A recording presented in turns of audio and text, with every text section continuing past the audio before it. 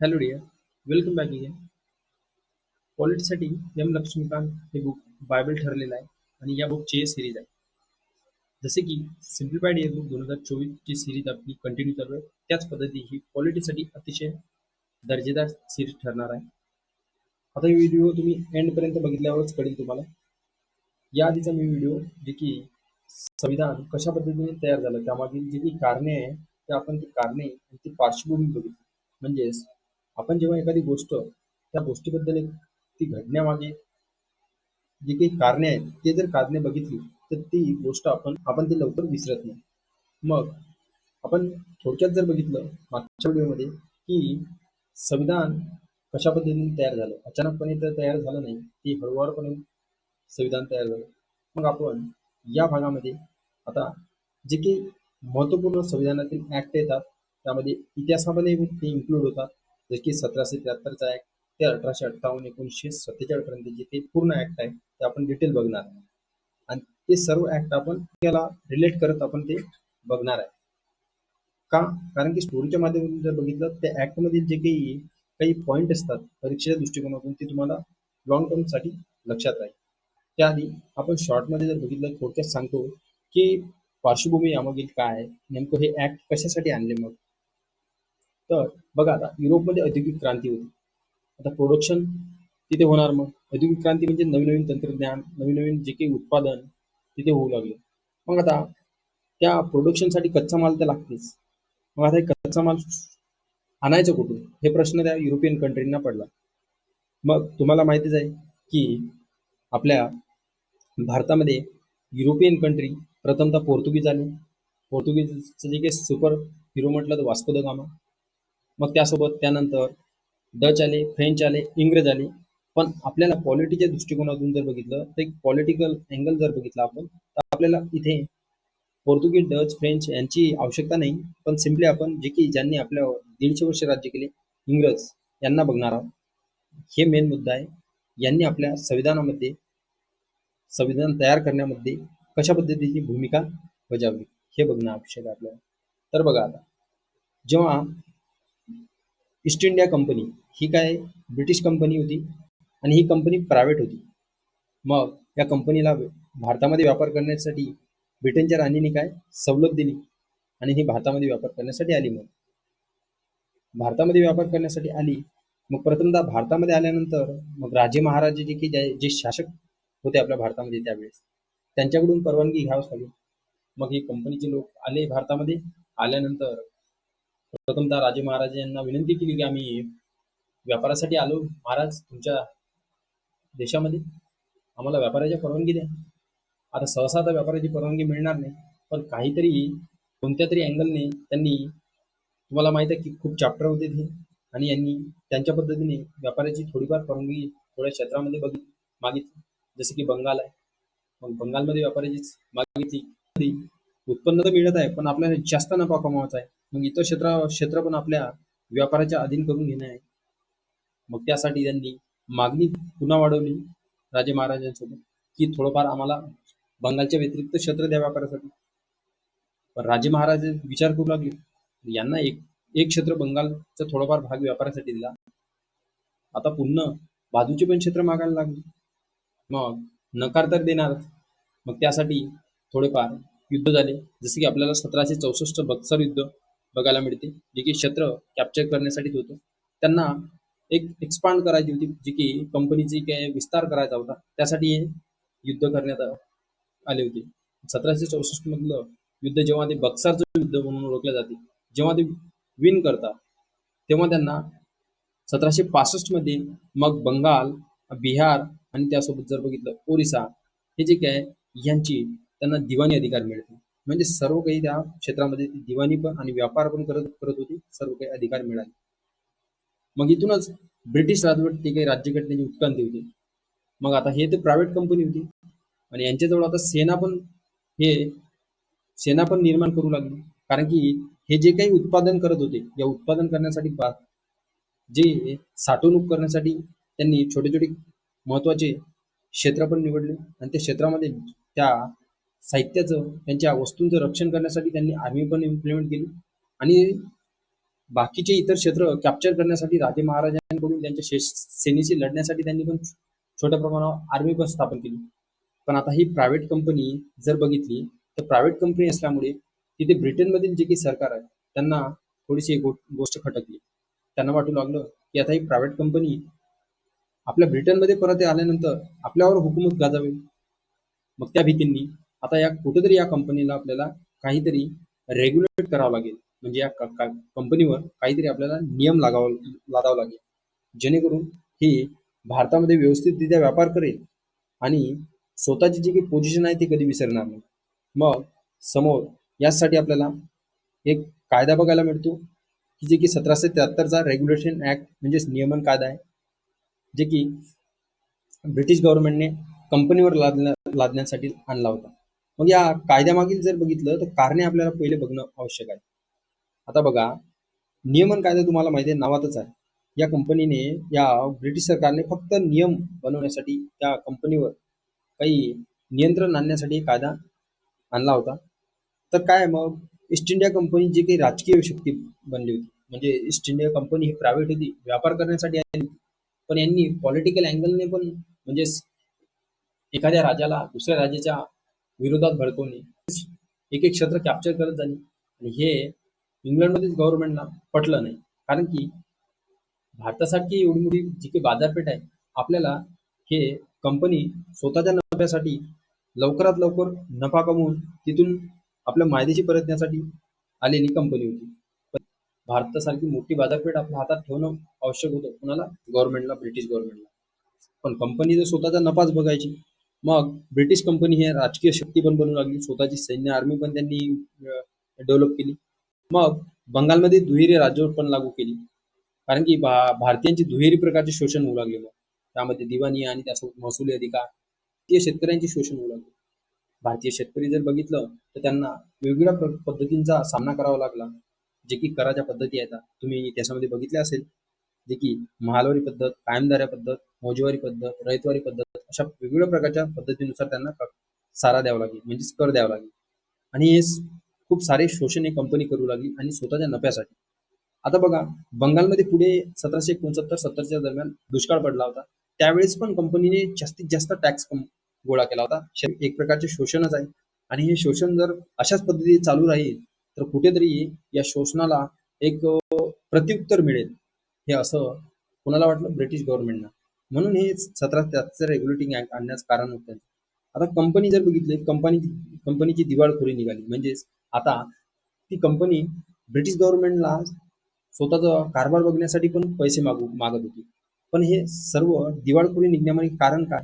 कारण की कंपनीचे जे अधिकारी होते हे भ्रष्ट होते, भ्रष्ट चालले होते. म्हणजे कसं की कंपनीचे जे काय आहे, अधिकारी उच्च दर्जाचे अधिकारी असायचे, व्यापार तर करायचे, पण स्वतःचा खाजगी व्यापार पण चालू करायचा. हे दिवाळखोरी बनवण्यात कारणीभूत होते. ठीक. मग समोर जर बघितलं, 3 अध्यक्षांची जी काय आहे ही स्वतंत्र स्थिती होती, जेथे केंद्रीय अधिकारांचा अभाव होता. म्हणजे आता 3 अध्यक्ष कोणते? हा, त्यासोबत जर बॉम्बे, त्यानंतर जर बघितलं बॉम्बे, बंगाल आणि मद्रास, हे 3 स्वतंत्र जे काही प्रदेश होते, या 3 स्वतंत्र प्रदेशावर रेग्युलेट करण्यासाठी कोणीही उच्च दर्जाचे जे काही केंद्र हे नव्हते.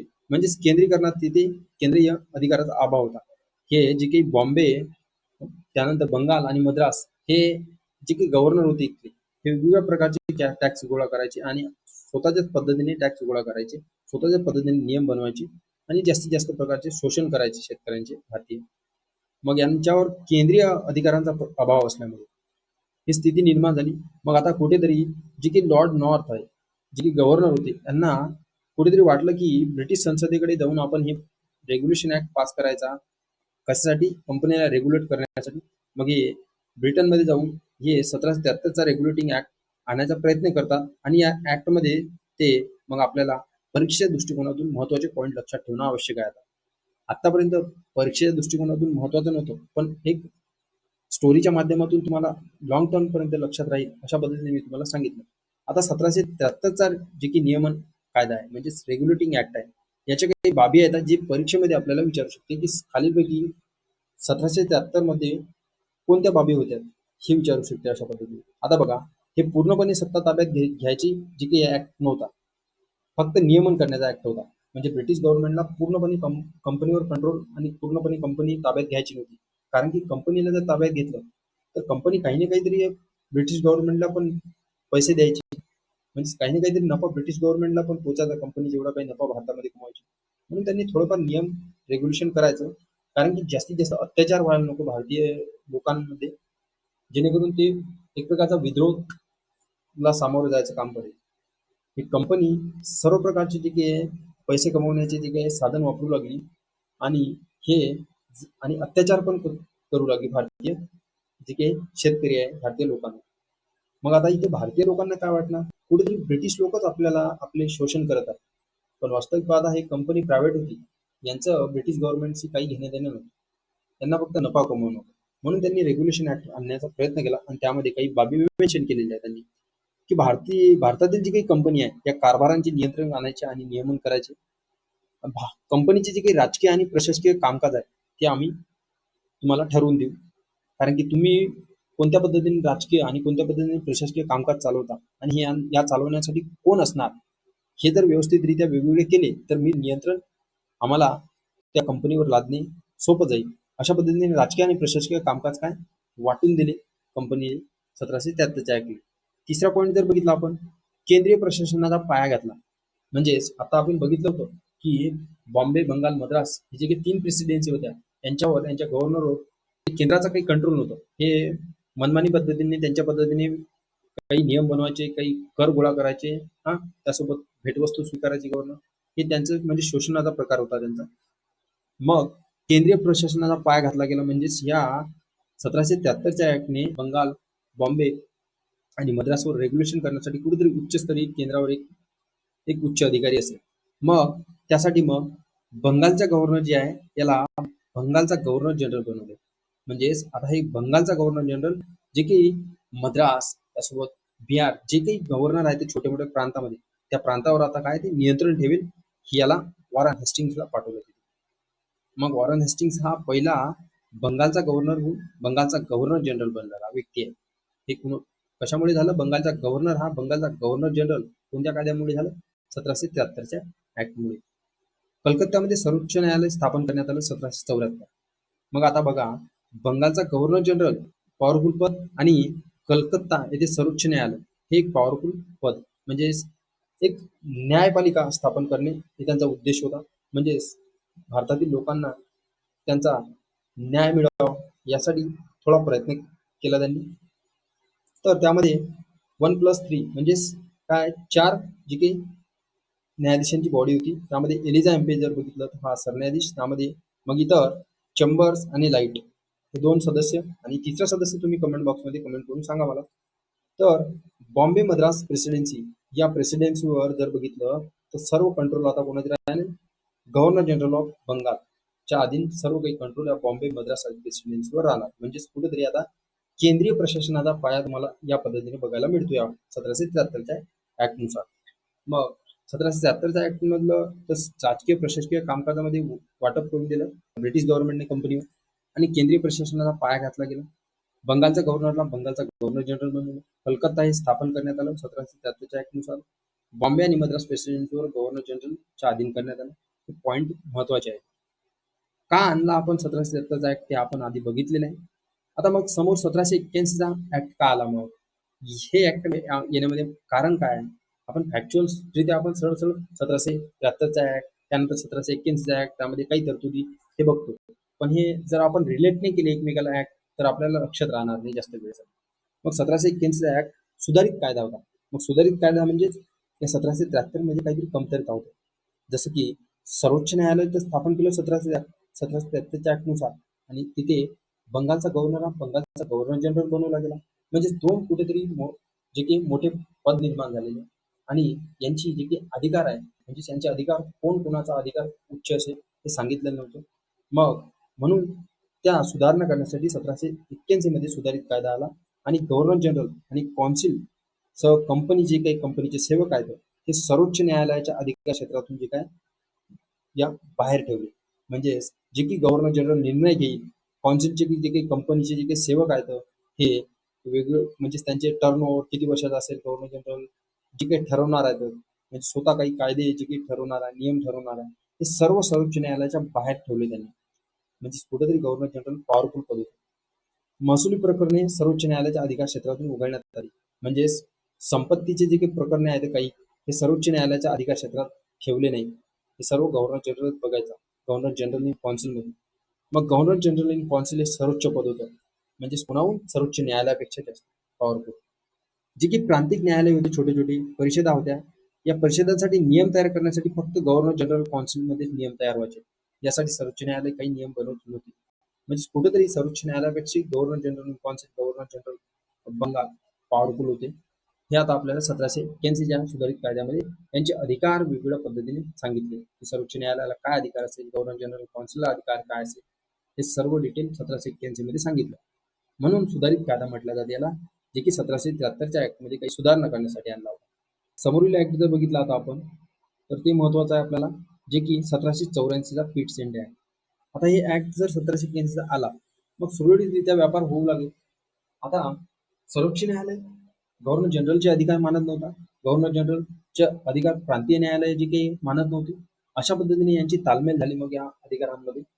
मग हे बघतात 1784 मध्ये जे की इंग्लंडचे पंतप्रधान पिट्स होते, यांनी मग निर्णय घेतला की आता आपल्याला काहीतरी थोडंफार तोडगा काढावा लागेल, आणि 1784 मध्ये त्यांनी एक नवीन कायदा आणला, पिट्स इंडिया ऍक्ट म्हणून.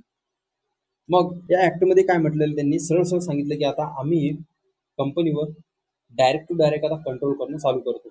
कारण की खूप सारं झालं, तुम्ही काही ऐकायला तयार ना, आम्ही आमच्या पद्धतीने आता रेग्युलेट करणार तुम्हाला.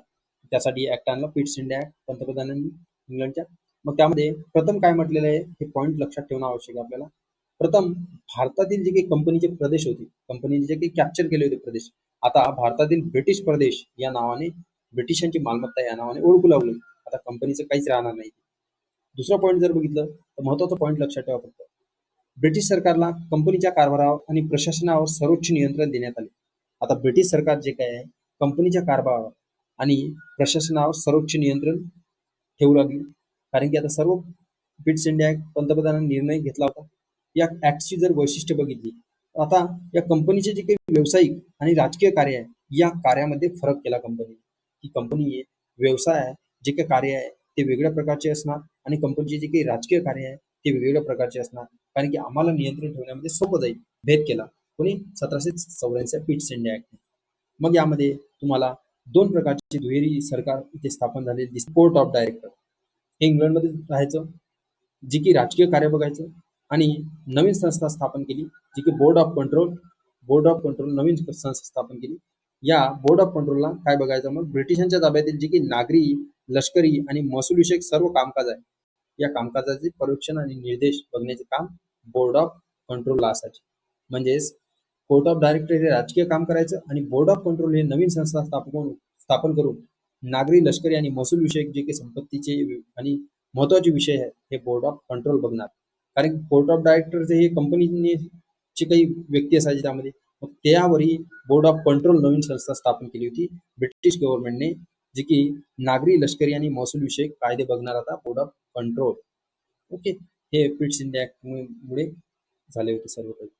तर लक्षात ठेवा, सीओडी आणि बीओसी अशा पद्धतीने नियम लागून सुद्धा कंपनी व्यवस्थितरित्या कंपनीकडून ताळमेळ साधला जात नव्हता.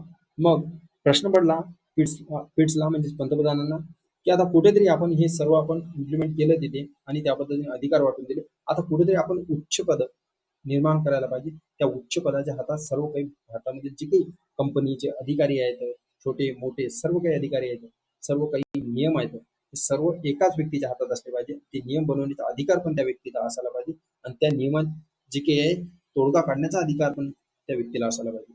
मग त्यासाठी पिट्सने विचार केला की नुकताच कार्नवालिस जे काही गव्हर्नर होता, लॉर्ड कार्नवालिस म्हटलं जाते, उत्कृष्ट बुद्धीचा व्यक्ती होता. त्यामुळे 1786 मध्ये एक कायदा करण्यात आला.